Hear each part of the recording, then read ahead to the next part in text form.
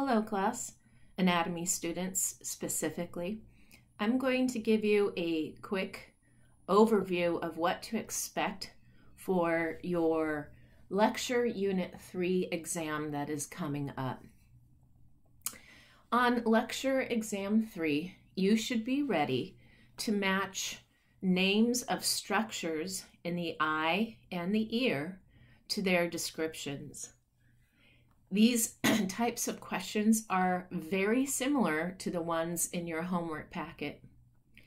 At this point, I hope you are realizing what good practice your homework packet actually gives you on these lecture exams. I do believe it is a fair representation of what to expect. So there are about 10 questions like that from the eye and ear where you're matching their terms to their descriptions. There are about 8 questions of matching parts of the brain to their descriptions. For example, what lobe would you find the primary somatosensory cortex? What part of your brain would have the corpora quadrigemina? Things like that. Match parts of the brain to their descriptions. And again, your homework packet gives you examples of this as well.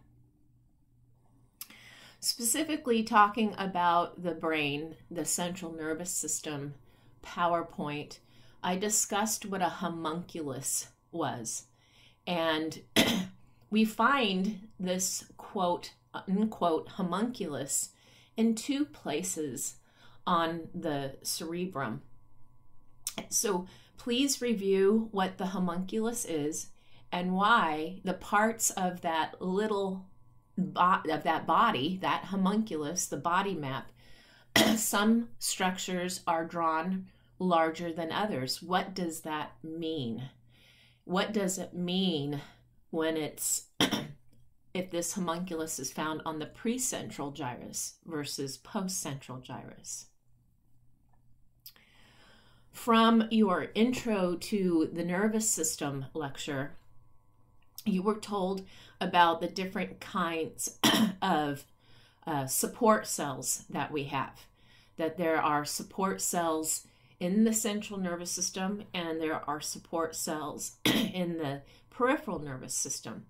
So please review these support cells. Like, what do microglia do? What do astrocytes do? What do oligodendrocytes do? So again, review those support cells and be ready to match their names to their descriptions. Also, in that introduction to the nervous system, you were introduced to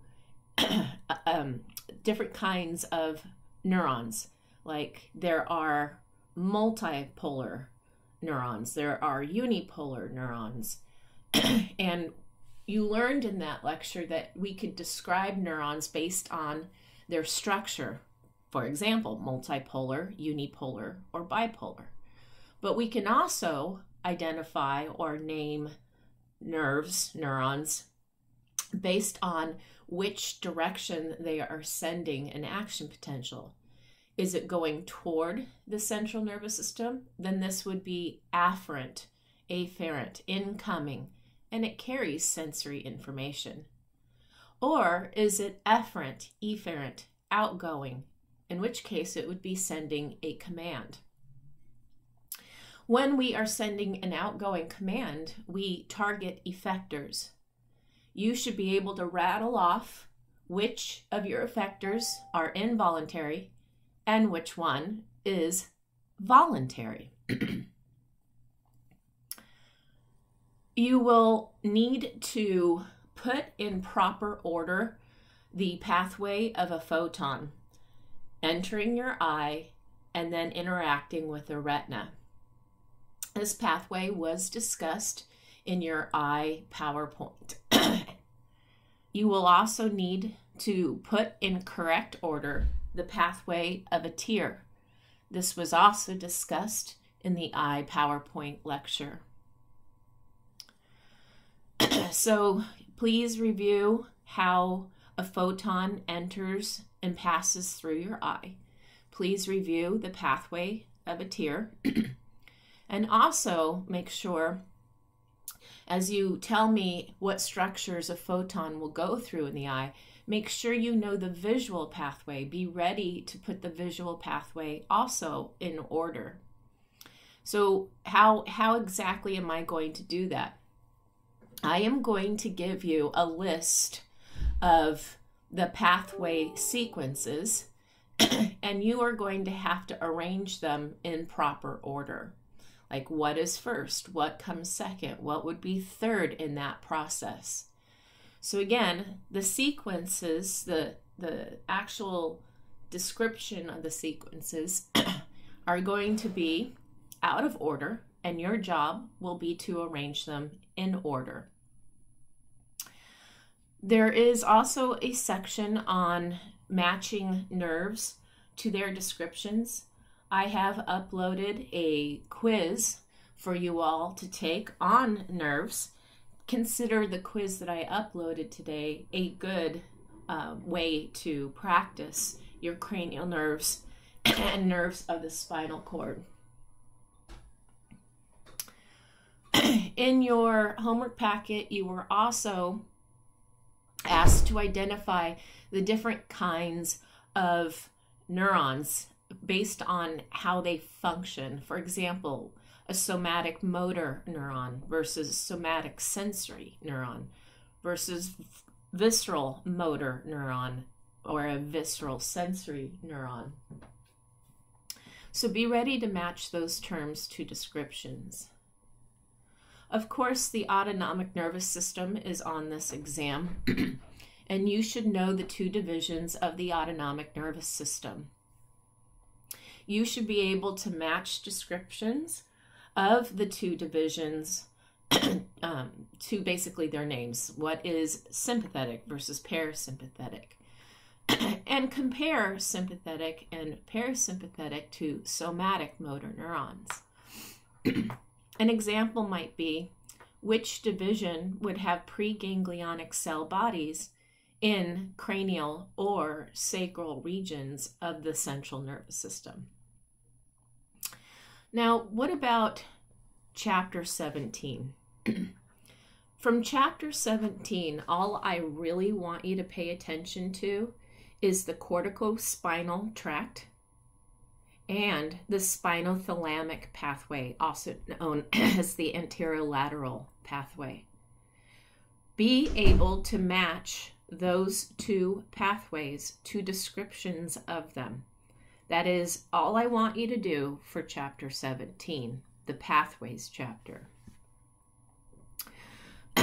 Then, of course, as you saw in your homework packet, you're going to have to match the sympathetic division and parasympathetic division to descriptions of where we would find their cell bodies,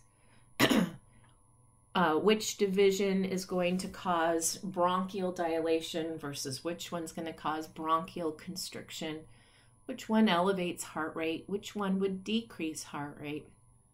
And again, in your homework packet, there is a table, and you filled in the table using answer choices that were above the table.